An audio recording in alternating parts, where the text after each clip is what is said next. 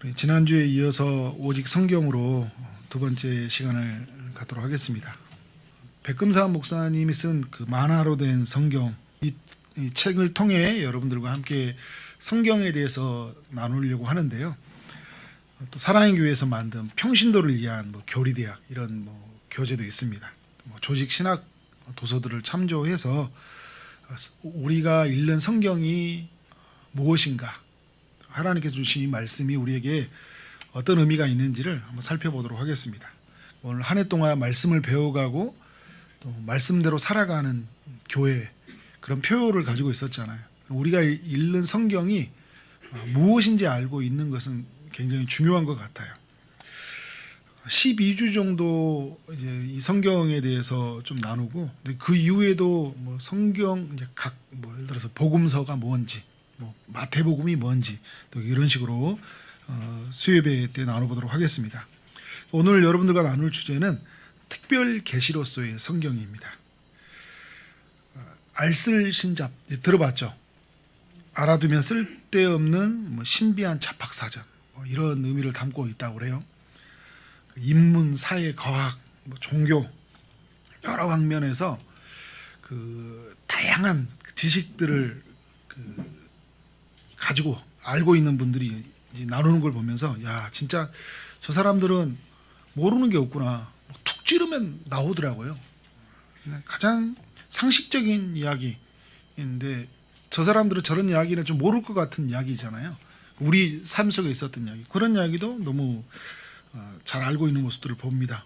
물론 이제 기획된 작가가 어떤 대본을 주기도 하겠지만, 이제 그때 흐름이 약간 예능성이 있기 때문에 나누는 걸 보면 알잖아요. 참 많은 걸 알고 있다. 근데 여러분, 제가 일본에서 그 질문을 던졌는데, 인간이 이 세상에 대한 지식을 다 얻을 수 있는가라는 거예요. 인간이 알면 얼마나 알 수 있을까요? 인간이 안다고 해도 자기가 아는 알만 안에서 갇힐 거예요. 제가 자주 쓰는 표현이 있죠. 이렇게 큰 원을 그린다면, 내가 어려서부터는 이 정도 지식을 알았는데 점점 삶을 살아가고 또 책을 읽어가고 이제 또 전문 과정을 배우고 하면서 또 경험이 쌓이면서 이만한 지식이 쌓였어요. 그래도 여러분 어때요? 이 원 안에 갇혀져 있는 지식이잖아요. 온 밖에 무한한 이 지식을 인간이 다 알 수 없다는 거죠. 그러니까 인간이 그런 두뇌를 이용해서, 요즘에는 이제 컴퓨터를 이용해서, 인간이 다 알 수 없으니까 인공지능을 이용해 가지고 더 많은 지식을 알잖아요. 그 지식을 더 쌓아가. 인간이 속도로 몇 년 안에 이루어져야 될 지식의 속도를 몇 분 안에 더 섭렵해 버리니까, 더 많은 지식이 알아간다고 할지라도 여러분 어떻게 해요? 기계를 의존한다고 해도 이 세상의 지식을 다 알 수 없죠. 우주의 신비, 생명체의 신비, 이런 신비들을 알아가면 어때요? 알아갈수록 되게 어렵잖아요. 생명체 중에서 인간에 대한 그 알은 되게 복잡해요. 인간을 여러 가지로 이해할 수는 있겠죠. 몸의 변화다, 그리고 어떤 그런 환경에 따라서 변화되는, 인간의 마음을 한번 여러분 생각해 보세요. 인간의 마음을 알 수 있어요? 다 이렇게 아는 것 같지만 인간의 마음을 알 수가 없어요. 알려주지 않으면 모른다니까요. 우리 전 집사님이 지금 어떤 마음을 갖고 있는지를 아주 조금은 예측해 볼 수 있지만 다 알 수가 없어요. 알려주지 않으면 알 수 없다. 이걸 기계로 우리의 마음을 들여다볼 수 있을까요? 못 들여다보죠. 여러분, 하물며 인간의 이 알고자 하는 지식도 알 수 없는데 하나님에 관한 지식은 어떻게 할까요? 하나님이 알려주지 않으면 알 수가 없어요. 왜냐하면 하나님은 절대적으로 독립적인 분이기 때문이에요. 누구에 의해서 간섭받고 종속된 분이 아니에요. 독립적인 분이시죠. 그리고 완전한 주권을 가지고 계셔요. 하나님보다 더 높은 존재가 없어요. 그죠? 모두가 하나님 안에서 있는 것이고 하나님에 의해서 만들어진 존재이잖아요. 어떻게 피조물이 창조주인 하나님 앞에 하나님을 알 수가 있어요. 그죠? 우리를 지으신 분. 근데 하나님의 그 존재 방식, 하나님의 성품, 하나님의 그 일하심들을 여러분 다 알 수 있어요? 살다 보면 하나님의 일하심들이 왜 그때는 이렇게 하셨는데 이때는 또 다르게 하시잖아요. 케이스 바이 케이스예요. 저 사람은 저렇게 하셨는데 나한테는 이렇게 안 하셔요. 주중에 제가 마태복음 8장 말씀 묵상하면서 치유에 대한 이야기를 나눴죠. 8장 9장. 치유하는 이야기도 다 다르잖아요. 치유하는 방식도 다르고. 하나님 일하시면 다 다르거든요. 하나님 존재하는 방식도 여러분 보세요. 우리가 지금 이제 성경을 통해 하나님이 알려주셨으니까 아는 거지. 삼위 하나님을 어떻게 인간이 알 수가 있어요? 알려주지 않으면 인간은 알 수가 없어요. 그리고 하나님이 알려주는 것만큼만 알 수 있어요. 근데 알려주는 만큼도 우리가 인간이 다 알아요? 몰라요. 금방 잊어버리잖아요. 지난번에 하나님 이해하는 것 같은데 또 들으면 새로워요. 하나님에 대해서. 우리가 완전히 하나님을 잘 알지 못한다는 거죠. 그래서 이번에 보면 하나님이 자신이 원하시는 범위 내에서 자신을 드러내실 때에만 우리는 하나님을 알아갈 수 있다. 그래서 기독교를 계시의 종교라고 해요. 계시. 10개 보일시잖아요. 열어서 보여주신다는 거죠. 여러분 그 연극을 할 때 그 무대가 가려져 있잖아요. 무대가 가려져 있어요. 막이. 네, 그 무대의 막이 이렇게 딱 열리면 그 배우들이 드러나잖아요. 하나님이 자신을 감추어 주셨기 때문에 하나님이 열어서 보여주셔야지만 인간이 볼 수 있어요. 그러니까 인간이 가서 내가 열고자 해도 하나님을 못 본다니까요. 왜냐하면 하나님이 열어주지 않으면 볼 수 없어요. 그래서 여러분 그 다른 종교는 그 자연 종교라고 하잖아요. 사람이 하나님을 찾아가는 것. 기독교는 뭐냐면 계시의 종교예요. 하나님이 찾아오셔서 하나님이 열어서 보여주신 것. 그래서 우리는 하나님이 보여주시는 것만큼 아는 거예요. 하나님이 이제 두 가지의 방식으로 우리에게 알려주시는데 첫 번째는 일반 계시라고 해요. 일반 계시로서 우리를 알려주시고 두 번째는 특별 계시로서 우리를 알려주신다고 해요. 일반 계시와 특별 계시라고 합니다. 일반 계시는 하나님의 모든 시대에 사는 모든 인류에게 자신을 계시한 거예요. 모든 시대, 구약 시대, 신약 시대 때, 그죠? 조선 시대 때, 이렇게 지금 우리 살아가는 이 시대 때 어떻게 해요? 모든 시대, 모든 인류에게 자신을 드러내셨다는 거예요. 자신이 누구인지, 자신의 성품이 어떤 성품을 가지고 있는지를 드러내셨어요. 크게 네 가지로 계시를 하셨는데 자연을 통한 계시예요. 자연 만물 속에 누가 보인다는 거예요? 하나님이 보인다는 거예요. 하나님의 솜씨, 하나님의 일하심이 보인다는 거예요. 크게는 우주 만물을 통해 보여주죠. 끝이 없는 우주. 그래서 하나님이 끝이 없는 우주를 만드시는 분이 얼마나 크신 분이라는 걸 드러내시잖아요. 그리고 그 우주의 이 질서가 그런 기울기, 공정과 자전, 조금만 각도가 틀어져도, 조금만 속도가 빨라져도, 지구의 그런 자전거 공전 속도가 빨라져도 전체 지구가 깨지는 거잖아요. 정확하게 움직이잖아요. 내년이 되면 조금 바뀌는 게 아니라 내년이 돼도 정확하게 움직여요. 이 지구에 여러분 이게 어떻게 그런 그 빅뱅에 의해서 이렇게 우연히 만들어진 결과라고 할 수 있겠어요? 계속적으로 진화하고 발전한 다음에 내년에 되면 바뀌어야 될 거 아니에요.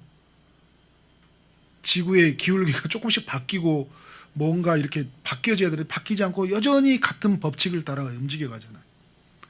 놀라운 거죠. 작게는 분자, 온자, 모든 소립자가 어떻게 하나님의 작품이에요. 아주 작은 거, 아주 크게 그것이 질서 있게 움직여 가잖아요. 동물과 식품, 식품이라도 갑자기 저녁이 되니까 식품이 생각나요. 식물, 모든 게 하나님의 작품이라는 거예요. 그래서 시편 19편 1절에서 하늘이 하나님의 영광을 선포한다 그래요. 그러니까 하늘이 하나님의 영광, 하나님의 살아계심을 드러낸다는 거예요. 그리고 궁창이 그의 손으로 하신 일을 나타내는데도 하늘 위의 모든 세계가 우주가 어떻게 하나님이 하시는 일을 나타내는 거예요. 별과 달과 모든 광명체를 통해서 하나님이 누구인지를 드러내시잖아요.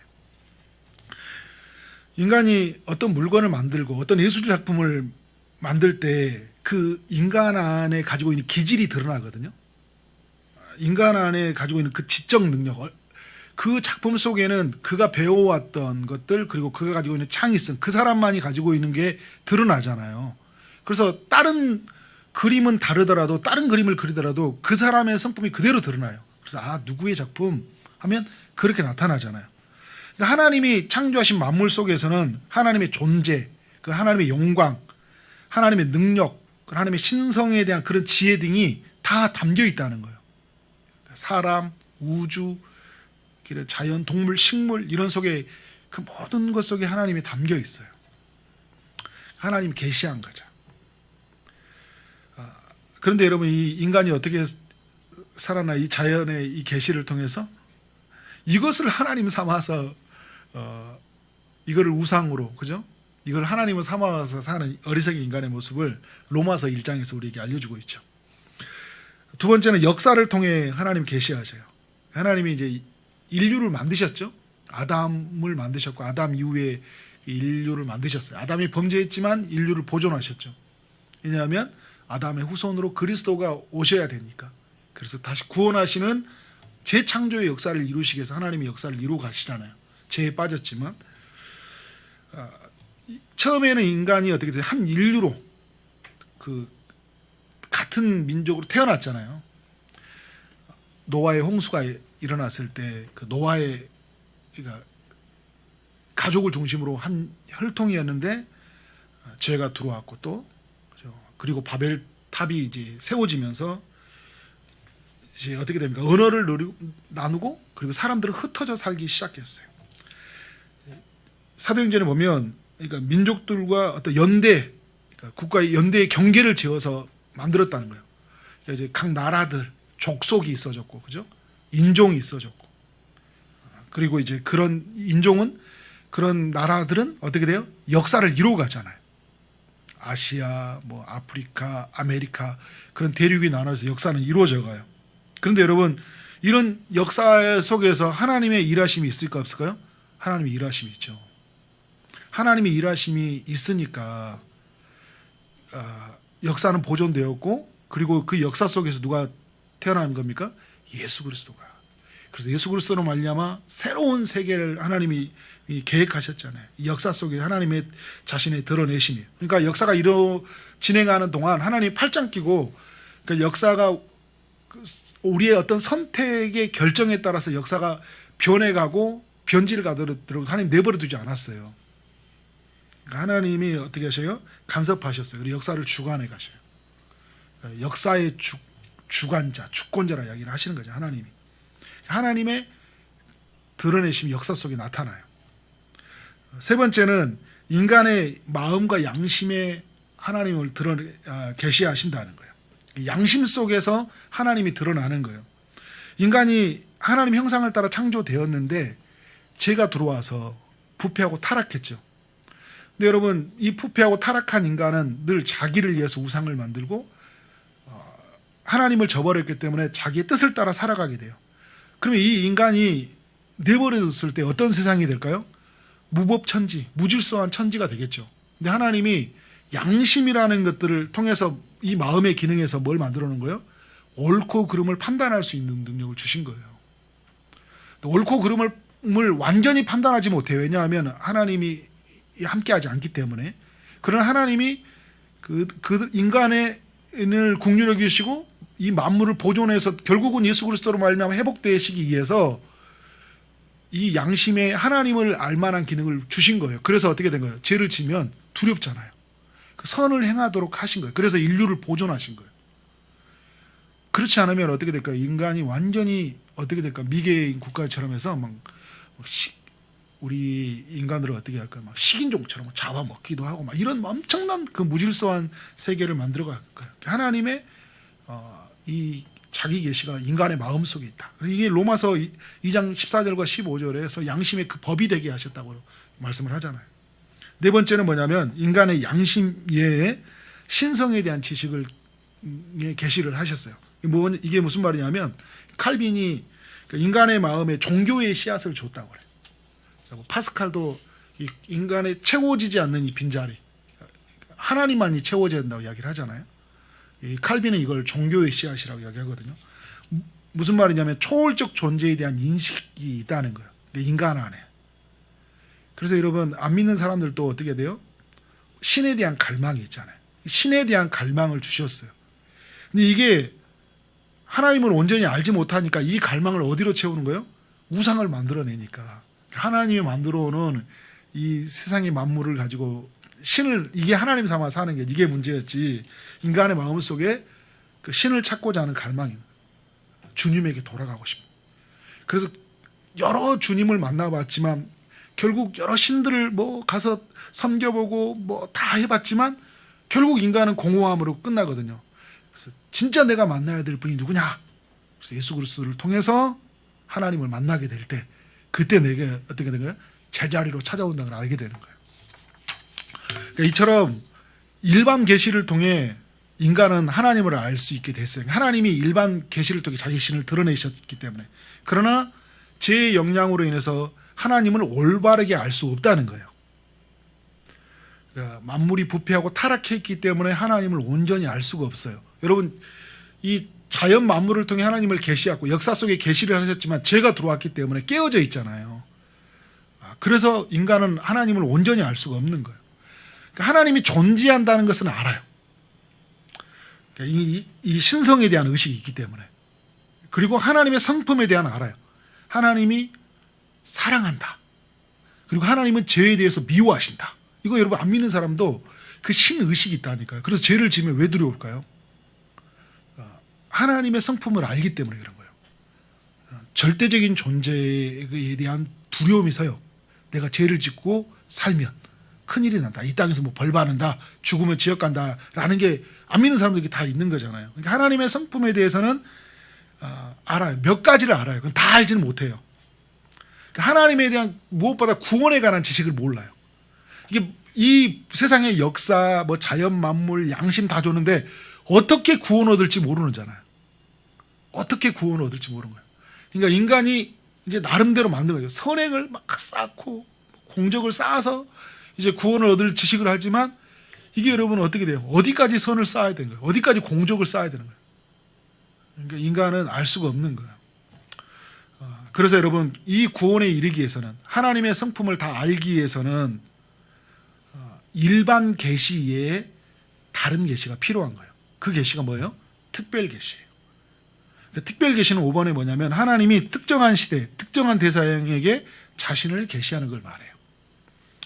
그래서 하나님은 예수 그리스도를 통해 자신을 특별히 계시하셨어요. 특별 계시하신 거예요. 하나님이 누구인지. 그래서 예수 그리스도를 통해서 예수 그리스도가 나와 아버지는 하나이다 이야기하면서 그 아버지가 어떤 성품을 가지고 계시고 어떤 계획을 가지고 계시는지를 예수님을 통해 드러내시잖아요. 그리고 하나님은 어떤 존재인지를 계속 드러내셨잖아요. 그리고 선지자들과 구약의 선지자들 또 신약에 있는 사도들을 통해서 그들을 대변으로 삼아가지고 하나님 자신이 누구인지를 특별하게 계시를 하셨어요. 하나님은 그러니까 이 세상에 있는 여러 신들이 만들었죠. 사람들이 만든 그 신 중에 하나가 아니라 신 중에 신, 오직 유일한 하나님. 그래서 선지자들과 사도들을 통해서 그 하나님을 드러내신 거잖아요. 근데 크게 이제 네 가지가 있는데 하나님의 나타나심, 신현이라고 그래요. 꿈, 환상, 연기, 바람 등으로 인해서 어떻게 돼요? 하나님이 자신을 드러내시잖아요. 그래서 그 모세에게 나타나셔서 그죠? 떨기나무 가운데서 나타나시고 그리고 그 야곱이 그 베델에서 그죠? 잠을 자는 중에 나타나고 아브라함에게 나타나고 이삭에게 그 하나님의 그런 나타나심이 있죠. 모세에게 나타나심. 그리고 그러면서 어떻게 돼요? 환상을 통해서 연기와 바람을 통해서 하나님의 존재를 드러내셔요. 그리고 하나님의 말씀해 주심이죠. 그러니까 예언의 말씀을 통해서 선지자와 구약의 선지자와 그리고 신약의 사도들을 통해서 하나님이 그들을 통해 말씀하잖아요. 그들이 대변으로 삼아서 그리고 이제 그들에게 직접 말씀하셔요. 나타나셔서요. 그래서 구약에 보면 에레미야 같은 선지자가 보면 하나님이 직접 나타나서 말씀해 주잖아요. 그래서 말씀을 받아 적으라 하니까 받아 적잖아요. 그래서 직접 말씀하시고 이들을 통해서 누군가에게 말씀하셔요. 성령의 감동을 주셔서 말씀하게 하시죠. 그리고 예수님이 직접 오셔서, 그러니까 신현이라 이야기할 때 처음에 1번에 예수님의 이 땅에 오심이 바로 신현이죠. 하나님이 어떻게 육체를 입고 나타나셨잖아요. 신현이에요. 그런데 예수님이 오셔서 어떻게 해요? 우리에게 직접 말씀해 주셨잖아요. 하나님이셨던 그분이 육체를 입고 말씀해 주시는 거예요. 지금도 예수님은 우리에게 말씀하고 있죠. 성령을 통하여서 오늘 우리에게도 계속적으로 말씀하고 있어요. 그의 몸 안에 있는 성도들에게 말씀하고 있거든요. 그래서 우리는 그 요한계시를 보면 귀 있는 자는 들을지어다 그러잖아요. 교회의 머리가 되신 예수님이 그 7 교회에게 말씀하잖아요. 성령을 통하여 말씀하잖아요.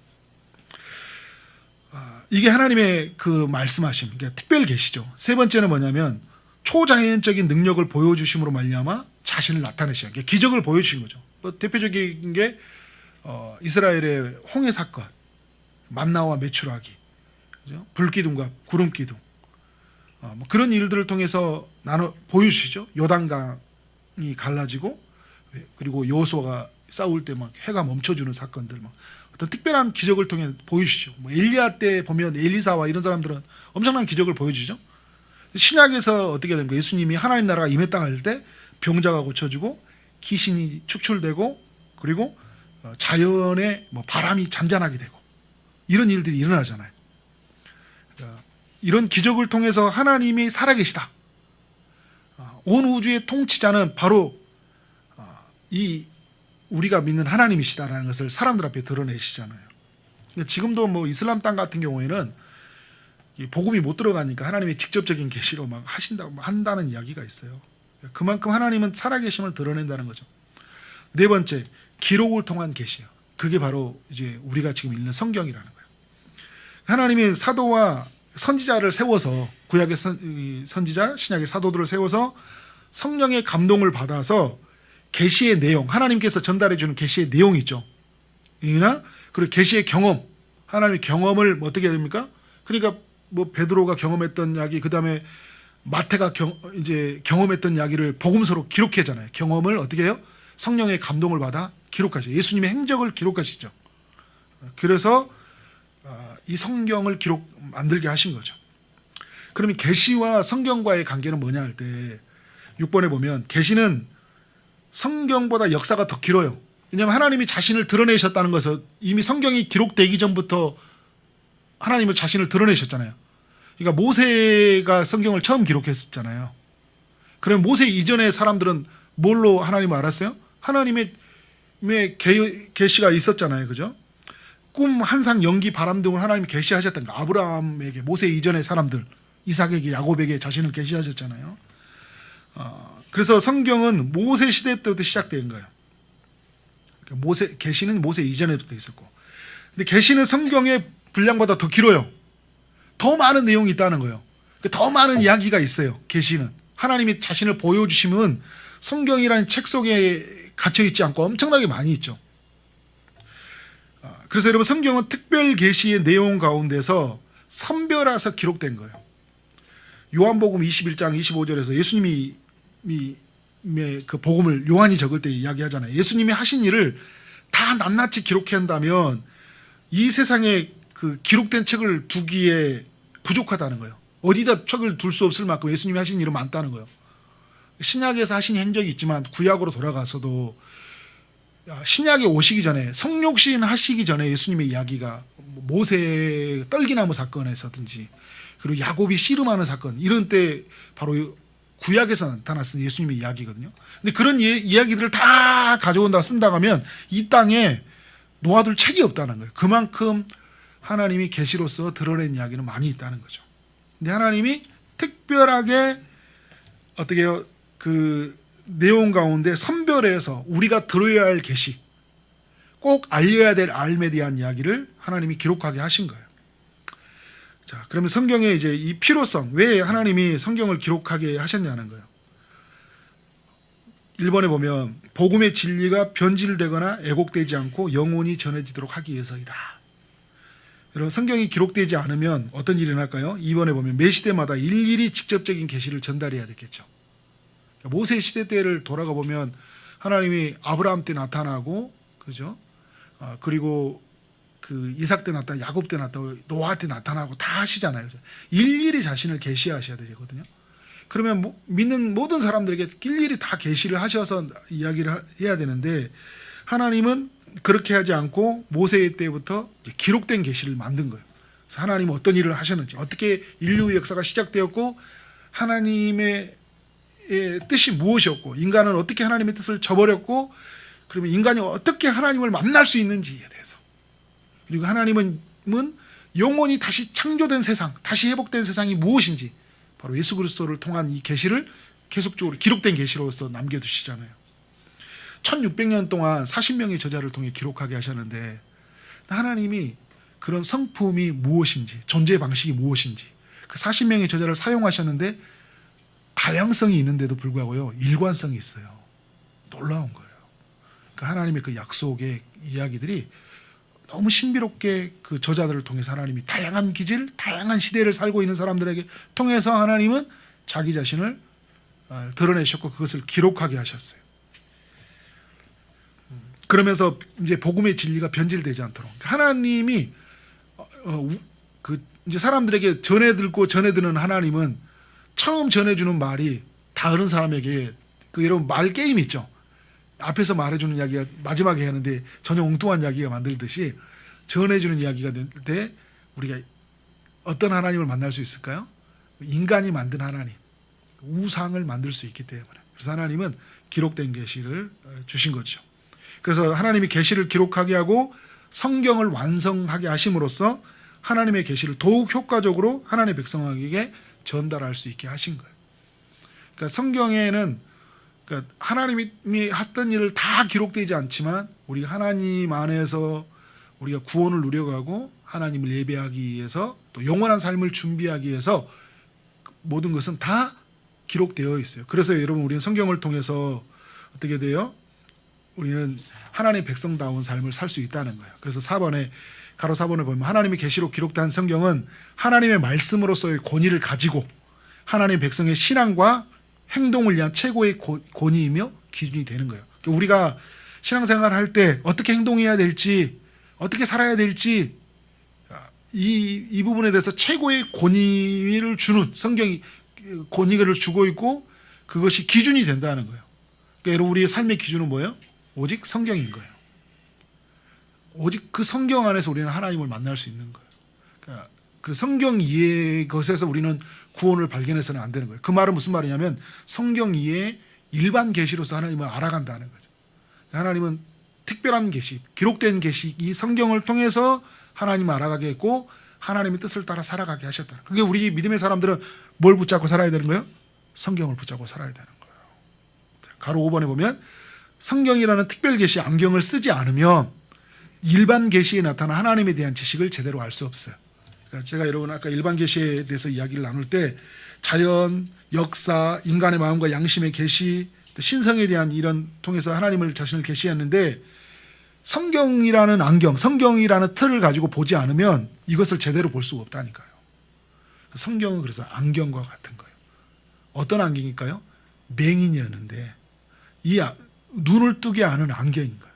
우리 세상을 볼 수 있는 눈이 안 보이고 희미했는데 성경이라는 안경을 딱 쓰는 순간 뭐가 보이는 거예요? 아, 이 세상은 이렇게 창조되었구나. 이렇게 하나님이 이 세상 속에 일하시는구나. 이렇게 구원받는구나 하는 것을 어떻게 하는 거예요?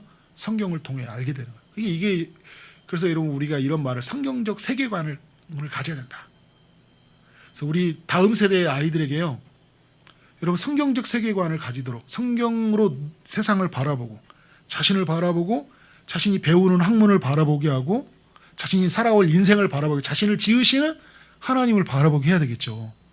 근데 그렇게 안 하면 이 세상에 가지고 있는 이 세상에 가지고 유물론적 세계관 그런 자본주의적 가지고 있는 이런 이 세계관의 딱 틀에 맞아 있으면 어떻게 될까요? 인본주의적 세계관에 딱 갇혀 있으면 모든 것은 다 물질로 보이는 거예요. 모든 것은 다 돈으로 보이는 거예요. 모든 것은 경쟁에서 살아남는 우수한 인자가 살아남는 걸로 보게 되는 거잖아요. 근데 성경을 딱 들어가는 순간 아, 하나님이 지으신 세계가 무엇인지 보게 되는 거예요. 그래서 여러분 성경을 우리는 가까이 가야 된다. 그래서 여러분 8번 성경을 통해 누구를 알아가야 된다고 우리는요? 하나님을 알아가야 돼요. 그래서 중요한 게 있어요. 성경을 통해서 정보를 많이 알라는 건 아니에요. 이 정도의 수준이 아니에요. 여러분 정보가 필요하죠. 지식이 필요하니까. 근데 하나님을 알아가는 목적이 있어요. 뭐냐면 성경을 알아가면서 우리는 어떤 마음이 생겨요? 하나님을 사랑하는 마음이 생겨요. 그리고 하나님을 기뻐하는 마음이 생겨요. 그리고 즐거워하는 마음. 하나님으로 기뻐하고 즐거워하고 하나님을 사랑하고 그리고 하나님을 예배하고 싶어. 그래서 어떻게 됩니까? 성경을 알아가면 엎드려져 버리는 거예요. 무릎을 꿇게 되는 거예요. 그리고 두 손을 들게 되는 거예요. 이게 여러분 성경의 끝에 나오는 결론이에요. 근데 잘못 알면 어떻게 될까요? 바리새인과 같이 교만해지는 거예요. 뻣뻣해지는 거죠. 나의 지식으로 누군가를 정죄하고 판단하고 그렇게 돼버릴 수 있어요. 그래서 성경이라는 것이 너무나 은혜의 좋은 방편이지만 내가 이 성경에 대해서 그냥 단순히 지식 정보를 알려고 할 때 우리 안에서 이런 어떤 삶이 될까요?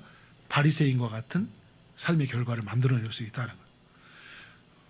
그래서 여러분 우리가 이제 9번에 보면 이 정보의 홍수의 시대 때 하나님의 말씀이 임해야 되거든요. 그러니까 성경을 읽을 때 뭐냐면 성경이 이 기록된 계시인데 그냥 단순히 문자로 우리에게 보고 읽혀지고 알아가는 것이 아니라 이것이 임하게 돼야 되는 거예요. 마치 이스라엘 백성들이 광야를 지나갈 때 메추라기가 임했잖아요.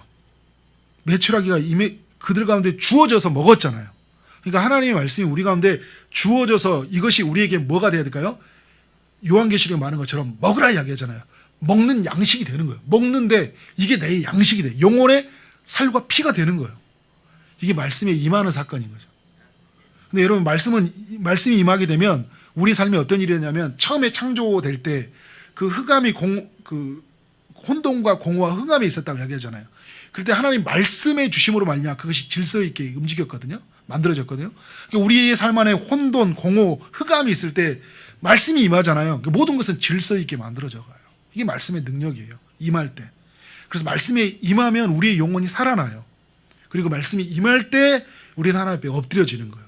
그리고 주님을 경배하게 돼요. 그리고 주님을 예배하게 되는 거예요. 그래서 여러분 성경을 깊이 알면 알수록 하나님을 예배하는 삶으로 나간다니까요. 근데 성경을 잘못 알면 어떻게 될까요? 지식에 쌓여서 하나님을 예배하지 않고 다른 사람 판단하고 정죄하고 난도질하고 그래서 막 비판하고 그런 사람들 많이 봤어요. 성경을 많이 하는데 예배를 안 해. 성경을 많이 하는데 기쁨이 없어. 즐거워하지 않아. 잘못 가고 있다는 거예요. 그래서 여러분 말씀이 임하도록 하기 위해서 중요한 게 뭐냐면 이 성경이 무엇으로 완성됐나요? 예수 그리스도의 십자가의 죽음과 부활로 완성된 거예요. 그러면 뭘 바라봐야 할까요? 예수님의 십자가를 바라봐야죠. 예수님 높이 들린 그래서 성경 속에 높이 들린 예수님의 십자가를 바라보는 거예요. 그리고 뭘 의지하는 거예요? 성령이 임했잖아요. 그죠? 높이 들린 십자가 그 죽음과 함께 성령이 임한 것처럼 우리가 어떻게 돼요? 예수 그리스도의 십자가를 바라보고 그래서 존 오웬 목사님은 십자가를 부단히 묵상하라고 그래요. 예수 그리스도의 그 십자가를 부단히 묵상하라. 그리고 여러분 뭐가 임해야 될까요? 성령이 우리 가운데 임하면 오늘 읽었던 처음의 말씀처럼 성령은 이것을 우리에게 보이셨으니 성령은 모든 것 곧 하나님의 깊은 것까지도 통달하시느니라. 하나님의 성령이 모든 것을 보게 하셔요. 어디에요? 하나님의 깊은 경륜의 세계, 하나님의 그 계획의 세계에 우리를 초대하셔요. 그래서 그 안에서 그 풍성한 양식 속에서 먹고 마시고 경험하게 하고 그 안에 살게 하고 그래서 하나님 앞에 엎드리고 하나님을 예배하고 하나님을 전하게 하는 삶으로 나가게 한다. 수많은 이 정보의 이야기 속에 들려오는 속에 우리는 이 하나님의 말씀 앞으로 나아가는 삶이 되길 원합니다. 말씀이 임하는 삶을 경험하는 우리 모두가 되어지기를 주님의 이름으로 축원합니다. 아멘.